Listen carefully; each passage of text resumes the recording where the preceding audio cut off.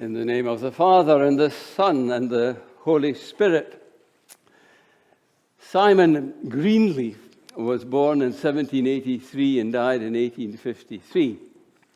He became the founder and leader of the Harvard Law School in America. And he was a renowned authority on the rules of evidence in courts, and he published a book on that great subject. Some of his students challenged him to apply his principles to the resurrection of Jesus. He himself had been and continued as an atheist and was wholly skeptical about the truth of the stories of resurrection. But he agreed to take up the challenge, and he did what his students asked of him. And by the time he had completed his studies, he published a book, explanation of the testimonies of the four evangelists based on the principles of justice, principles of evidence active in the courts of justice. And he was converted. He became a Christian, and he witnessed for Jesus Christ to the rest of his days. There's a chap called Albert Morris. He was born in 1881. He became a journalist and a writer. And he was agnostic, and he was skeptical about Christianity, and especially about the resurrection. And he decided he would write an article to be published which ended the whole story at Jesus' death and showed that the resurrection was false. He also did the studies, and he also changed his mind completely. And he was converted and became a Christian. And he published a book under a pseudonym, and you'll know this book, some of you, Frank Morrison, Who Rolled the Stone Away. That's him. Now, not many of us meet the risen Jesus Christ like St. Paul did, Saul of Tarsus was. And we are obliged in this day and age of ours to give evidence as much as we can, explanation for what we believe about Jesus, that he rose from the dead. And we are told that you have to prove it in a laboratory. You have to prove it scientifically, or else we don't want to believe it, and we're not going to. But Christian testimony has the status of legal testimony in a court of law. And legal testimony in a court of law is extraordinarily powerful because it provides evidence for the conviction of people for crimes, or it absolves them and lets them go home. And some of the sentences are long, long prisons, and still in some countries, a death sentence. So legal testimony is a very powerful thing in our society. And it's based on evidence toward proof. And Christian testimony about Jesus Christ has that quality and has that status. We don't all live in laboratories anyway. We don't wear white coats. We don't have wee machines we're working on. I'm not belittling it. It's just that there is another dimension to evidence and proof. And we can claim the status of legal testimony. And some people, as Christians, know that for sure, because they're in court for being Christians in some places in the land. There's another aspect also. The whole academic enterprise of the social sciences. We know them as sociology and psychology, historical studies. There's all sorts of them.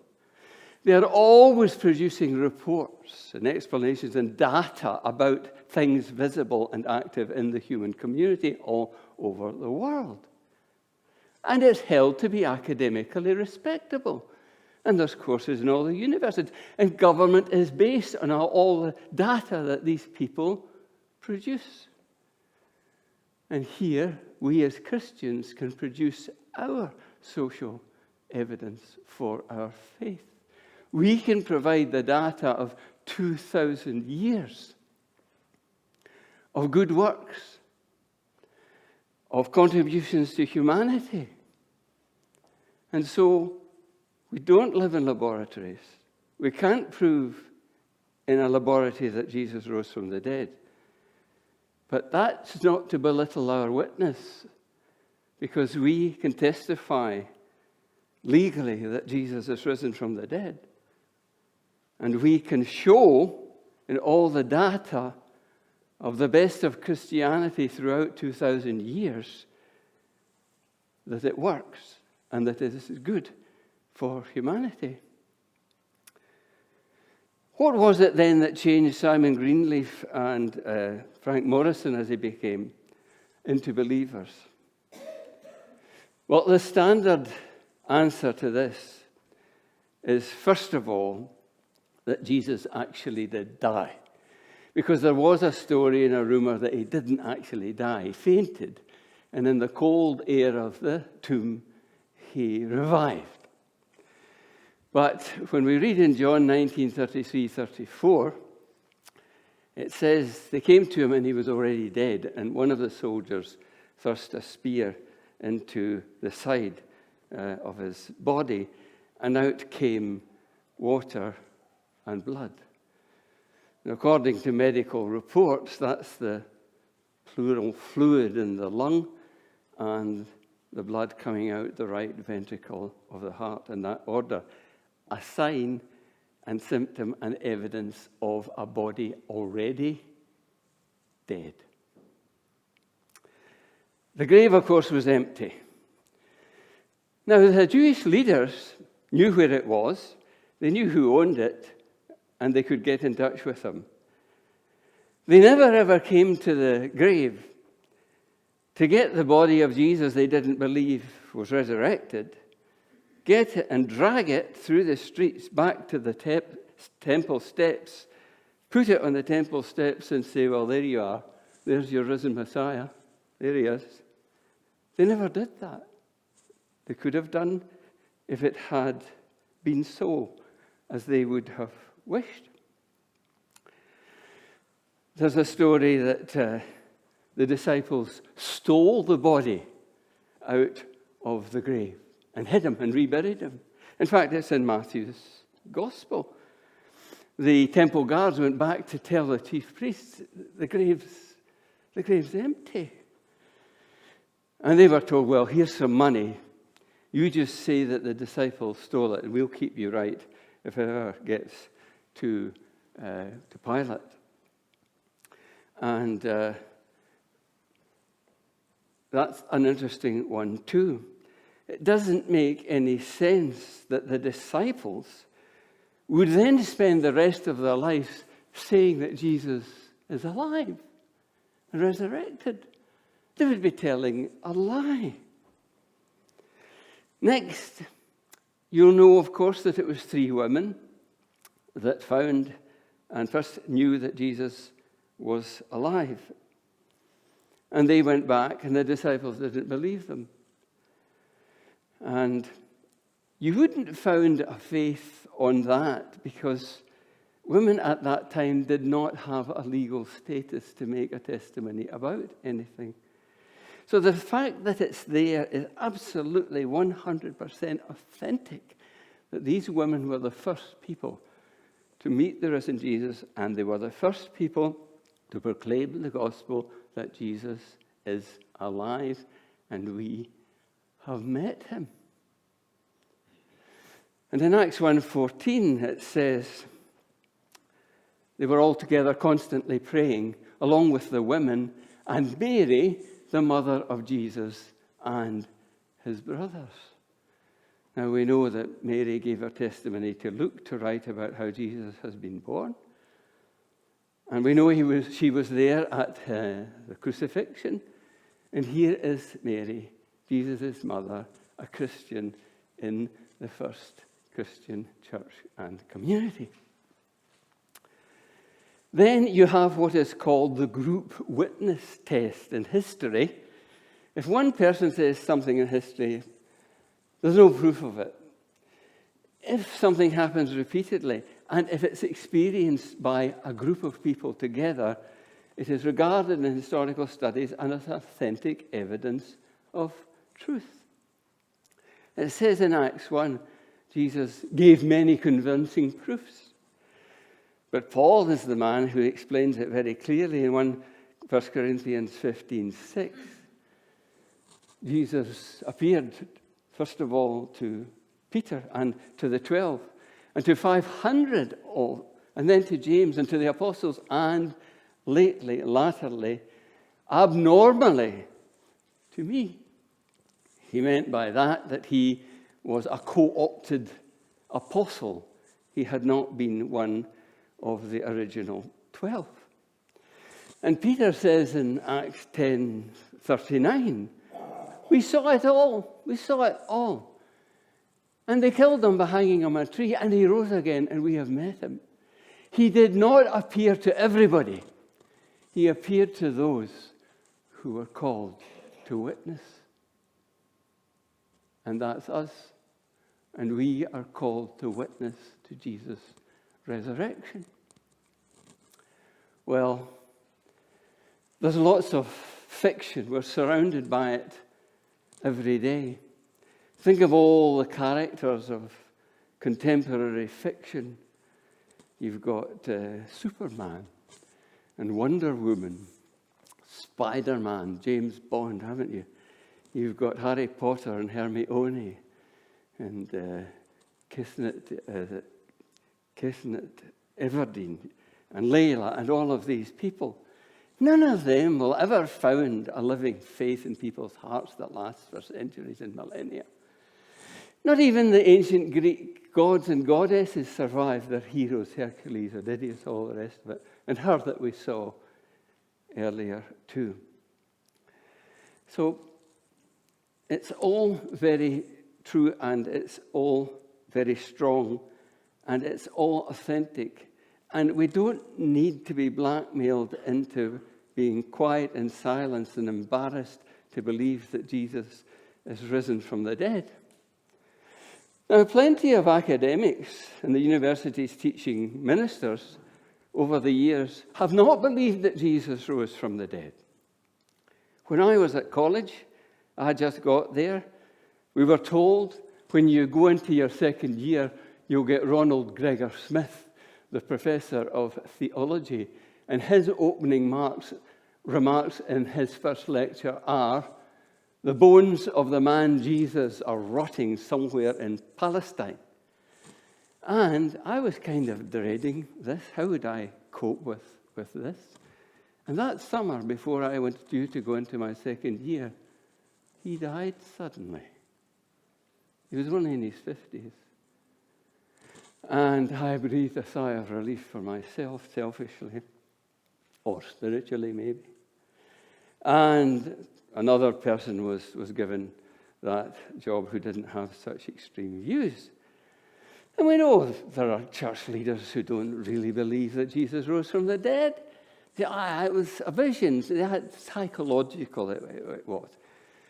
One of them was John Shelby Spong. He was another of these Anglican bishops who didn't believe anything. He died in 2021. And he said, oh no, it couldn't possibly be a physical resurrection. There was an interesting letter in the Herald on the 19th of March from a chap called Ken Mackay. I am a lifelong atheist, but I am from a religious family. I lost my sister recently to cancer, and I saw what a comfort and solace her faith and her prayers and her belief in her resurrection were to her. And though I couldn't share it, I commended her for it. And he wrote a letter to the Herald about that. So, the new atheist Christopher Hitchens, the arrogance of these people, He said, religion is outmoded. It doesn't offer any explanations for anything relevant now. In fact, all it's doing is holding us back. So now I ask you to consider what abandoning Christianity has done to this country of ours. What do you see around you? People, large numbers of people unwell. 2 million after COVID not going back to work. 3/4 apparently saying they have mental health problems. Some undoubtedly will have. There's a lack of morale in the country, a lack of purpose. People are depressed. And children in schools are anxious. There's a petty lawlessness now, and the police are not even bothering to arrest people. What has become of this once Christian country? You'd say that society and marriage has fallen apart. That's what happens when you take Christianity out of a whole nation, culture, and people and hemisphere, because all over the West. And now we're afraid because against all the odds, Russia has risen up again. And Putin, lawless, sinful man that he is, uses and exploits Greek Orthodox Christianity to bolster his political message and himself. And his patriarch Kirill, who supports him, he is expanding the influence of the Russian Orthodox Church throughout different countries in the world, including Africa, in a deliberate attempt to take on the residual Christianity of the West and of colonialism in Africa. That is what is happening. And so, where do we stand in all of this? Well, we have to stand with the resurrection of Jesus Christ. We have the calling to stand up against this in two ways. The two things, the proof and the data. The proof is the testimony that Jesus Christ is alive, the gospel that we proclaim. That is what we must stand up for. That is the first commandment in the Scriptures. And the second is we provide the humanity, the good works, anything and everything that we may do that will be a blessing and help to our fellow human beings, wherever we are set. So there is our proofs of the resurrection. But we must proclaim. And our church has to have that as the highest activity and goal of our existence. And we must serve our fellow human beings as best as we can. And in that way, we fulfill providing the evidence and the proofs in this day and age that Jesus Christ, our Lord, is indeed risen from the dead.